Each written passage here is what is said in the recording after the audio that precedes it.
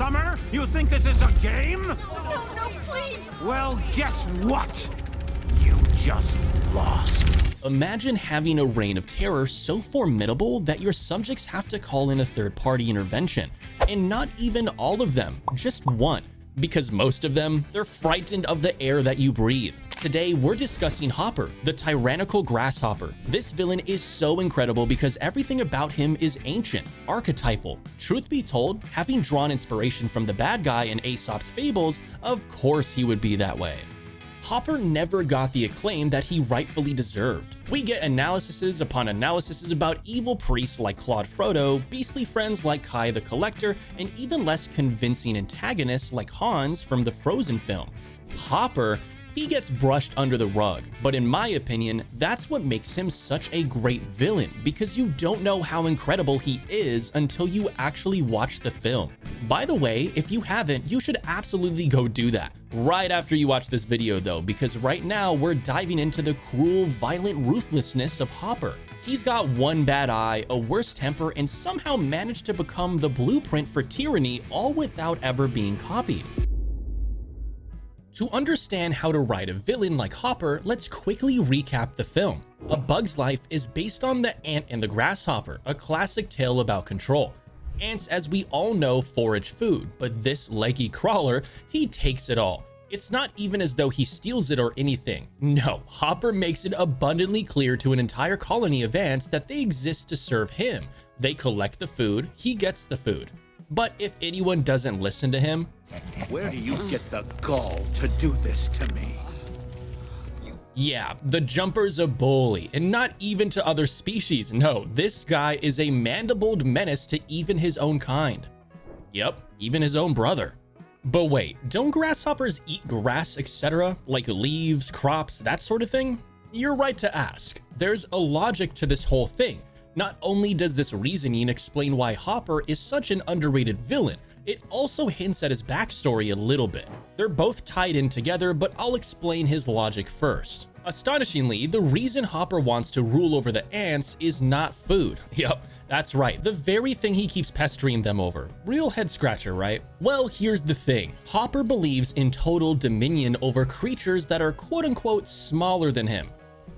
Seriously, look at the size of this guy, but there's a reason why he doesn't just pick on someone else, why he insists that things should be this way, and he told us this reason himself. It's not about food. It's about keeping those ants in line. But what is this obsession with tyrannizing the ants? If it's not laziness about work, why oppress the bottom of the food chain for absolutely no reason at all? What struck me most about the reason for this is that it explains why he's so brilliantly written yet not hailed, pun intended, as the thorny overlord that he unquestionably is. It's all in his backstory, which is, then again, linked to his eventual demise. Darn, the writers spun this character in a way that would put the Black Widow to shame. No shade there, sister, we've only got respect for you. But it's a bug-eat-bug world out there, princess. One of those circle of life kind of things. In A Bug's Life, Pixar showed great restraint with the villain's backstory. It was there, but it was so subtle that a lot of people, myself included, barely even noticed it. We just thought Hopper was a quintessential bully until Molt blurted out. Did you get that the first time you watched this film? Let me know in the comments below. I'll have to be truthful, I didn't catch it. When I finally did get it though, everything clicked. His contempt towards the laws of nature, his exhibit of brute force against the ants, all of it. You see, Hopper was almost eaten alive by a blue jay, hence the frustration with the food chain, a resistance that he doesn't reconcile with, but one that he acts out on. The ants pick the food, the grasshoppers eat the food, And the birds eat the grasshoppers. Long story short, it's displacement. He's unhappy with the whole circle of life thing because it makes him feel powerless. Instead of dealing with that like a grown-up, seriously, he sounds like he must be at least 40, kudos to Kevin Spacey for the voiceover, he just acts out. He takes it out on the ants. Seriously, it's that simple. Makes one wonder why the ants don't get it. Are they really just that scared? Sure, he's terrifying, but see, the guy's got a secret. First rule of leadership: everything is your fault. The man knows his craft. The ants' hapless subjugation to Hopper's oppressive villainy is not really their fault. Those puny little ants outnumber us 100 to 1. And if they ever figure that out, there goes our way of life. Hopper doesn't just go down to the ants and throw things around and create a scene. He knows how to exercise power. Yeah, where's the food? What did you do? It was an accident. In the beginning of the film, when we see Hopper for the first time, he doesn't barge in and make noise. Instead, he begins with a whisper, and that's what sends shivers down everyone's spine. He doesn't just exert control, this tiny overlord embodies it. Everything about Hopper signals groundedness, a measured disposition. He does this to conceal his own fear despite knowing that he's outnumbered. Despite his several henchmen, you wouldn't suspect it at all, not for a single second. The craziest part is that his reign is not based on fantasy or projection. Rather, he mirrors in 3 very real ways. Actual tactics for fascist control. For one, Hopper makes a public spectacle of anyone who attempts to dilute his presence. I swear, if I hadn't promised Mother on her deathbed that I wouldn't kill you. This ensures that everyone remains petrified of standing up to him. Then he begins the real takeover, one mind at a time. Not only does he bludgeon Flick by proxy and publicly berate the princess himself, the guy also knows how to quell a rebellion. Let this be a lesson to all you ants. Ideas are very dangerous things. Hopper understands the root of revolt. He doesn't want people to think. This is the 3rd tool of control that he uses, and it's an especially powerful one. He keeps the ants stuck in survival. You see, the grasshopper doesn't just carefully build an unshakably formidable presence. He also made sure that the ants knew who was boss. Near the end of the film, we're told that Hopper is planning to crush the queen. The way I see it, he didn't need to. Hopper has already positioned himself as someone so powerful that he needs only to snap a finger to make everything come crumbling down. This public display of violence and power ensured that everyone remained divided. We saw how much the ants opposed Flick's ideas. They didn't want anything radical. They just wanted the chance to live. The reason this is brilliant is that it's the truth. When you make people focus endlessly on something as basic as survival, all futuristic ideas, all notions of happiness go flying right out the window. There's plenty of research on this in the real world. I'm just surprised a grasshopper knew it all. Told you he was an incredible villain. Considering everything that I've shared so far, it initially baffled me why Hopper was underrated, for real. Check this out. He checks all the boxes of a superbly written villain. He's intelligent, he's brutal, he's got a heart of stone. I couldn't digest the fact that this villain is from a kid's movie. All this and this guy still gets overlooked. I went down a rabbit hole for this one. Here's what I found. Hopper isn't a flamboyant villain. Even though his frame is always animated to loom over the screen, he doesn't hop around and chirp or scratch his dominion. He absolutely never did, not even after his demise. Surprisingly, that's what makes him a remarkable character. Some people think that he fell through the cracks because Pixar intended for it to be that way, pointing to his shadowed origins as proof. Others argue that he was released between Toy Story and Monsters Inc., so the whole film got overlooked. I beg to differ here a little bit. For one, A Bug's Life is from 1998, 3 solid years after Toy Story and another 3 before Monsters Inc. came around. I think the reason Hopper was so underrated was that Pixar did too good of a job. You see, A Bug's Life is a children's film, and Hopper represented totalitarian oppression. The target audience for a movie wouldn't understand a hint of that. They'd probably suck their thumbs in popsicles, glance at Hopper and think, oh, the big mean bug's here again. But not the adults who watch it, not all of us who rewatch the film after pulling it out of the archives after we were long past high school. We understand what Hopper was doing. You know, I think he was aiming at us all along.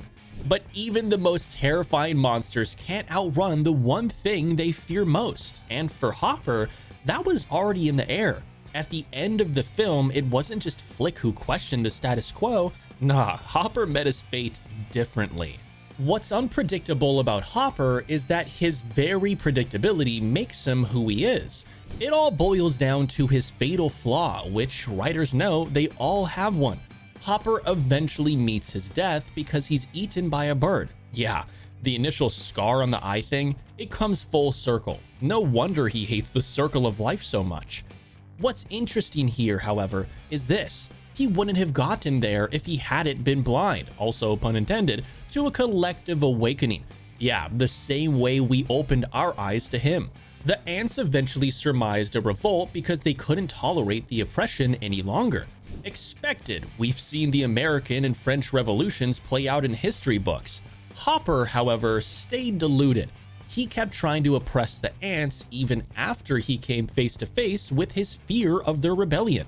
That's what he'd avoided throughout the film, so now it was happening. Why didn't he just quit the job, go away, and start eating grass?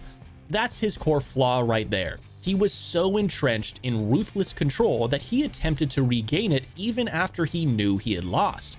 That's why the bird came and picked him up. That's how she fed him to her chicks. Because this guy persevered to his own detriment, and honestly, I respect the commitment.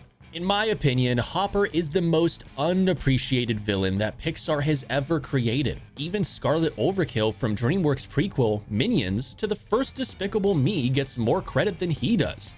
There's no canon, no discussion boards, and people usually attribute his evil to the same bland old idea that he's just an antagonist to the core message and the central plot of the film. Considering everything that I've shared in this video, I hardly think that's fair. But as Hopper would have it, life is not fair.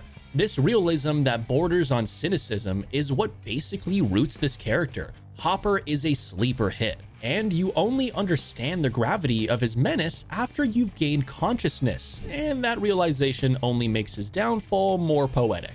He came crawling like we never expected, and now let's forge a Hopper of our own. I'm gonna give you a structured approach for writing an underrated classic like this villain. You know, just so it's easier for you when you grab a pen or begin etching him out on a Word doc online. Here are 6 steps to writing a villain that flies under the radar at first but grips everyone when they realize who he is. Step 1. Make him black and white. Hopper is pure unadulterated evil from his very first appearance in the film. Unlike a twist reveal villain, he doesn't have much shock value. This is demonstrated from his bowling and rage. Shock value leaves an imprint. An underrated villain? Oh, just the bad guy. Step 2. Don't fixate upon him too much. Even though the entire film is about Hopper's extortionist regime, he doesn't make that many appearances. He comes in, makes his point, and leaves. Boy lets the impact of his playbook do the rest. No up-in-your-face villain here, just a dude who knows where to pull a lever. Step 3. Tell, don't show his backstory. In contrast to the typical writing rule, we don't know quite that much about this brute. It's handed to us quietly and quickly. This is because when you show something, it makes a far greater impact. If they'd done that, we would have grown invested in the character. Rather, we only got a whisper that we quickly forgot. Step 4. Bring in the henchmen. Hopper has a bunch of field soldiers. He doesn't commit barbarity outright, he gets other people to do it for him. Not only does this make him all the more terrifying, it also dilutes his presence in our minds, which leads me to what I think is the best step so far. Step 5. Wrap them up in contradiction. Hopper is incredibly simple, but he's also beautifully complex. He's so good at being the obvious threat that you miss the real one beneath it. The guy delivers an entire message on fascism, colonization, mass slavery, and capitalism. Do we catch it? Not unless we know what's going on. That was really an eye-opener for me. Before you go to argue with your boss at work, though, let me tell you step 6. Step 6. Make his perspective make sense. We'd have alarm bells ringing if Hopper was the kind of guy who appeared to be unjust in his role. Lord Shen, for example, who I've analyzed before, fit that description exactly. He stood out because we all looked at him and went, "Oh, Peacock, why are you like this?" Not Hopper. He was so utterly pragmatic that even though us as kids didn't know what he was up to, we still just kind of got it. We knew this guy meant serious business and that we couldn't question what he was doing. If you thought you were the only one who thought A Bug's Life was just a film about bugs, don't worry, you're not alone. I was there too. And now that we've discussed this great bully, you can go back and start crafting one like him. What did you like the best about Hopper? Let me know in the comments. And don't forget to like, share, and hit subscribe. Until next time, rule them all.